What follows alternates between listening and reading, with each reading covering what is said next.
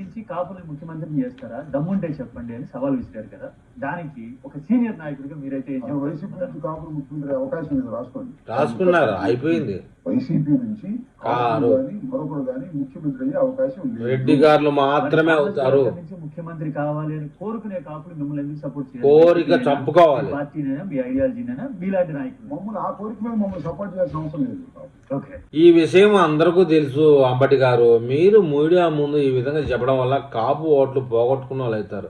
నాకు తెలిసి మీరు వైఎస్ఆర్సీపీలో ఉన్న టీడీపీ దురంధరులు. మీరు మాట్లాడే ప్రతి మాట టీడీపీ పార్టీకి ప్లస్ అవుతుందే కానీ మైనస్ కాదు. అయితే ఇక్కడ చెప్పుకోవాల్సిన విషయం ఏంటంటే, పవన్ కళ్యాణే రాబోయే రోజుల్లో కాబోయే ముఖ్యమంత్రి. కాస్త లేటుగానైనా హార్ట్గా పవన్ కళ్యాణే ముఖ్యమంత్రి అవుతాడు, ఇందులో ఎలాంటి డౌటు లేదు.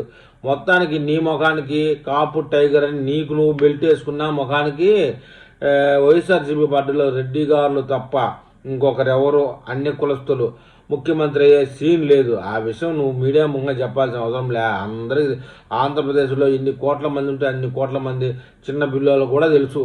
అయితే నువ్వు ఇలా మీడియా ముందు అన్ని వాస్తవాలు మాట్లాడుతూ ఉంటే జగన్మోహన్ రెడ్డి 29లో ముఖ్యమంత్రి కాదు అయ్యేది.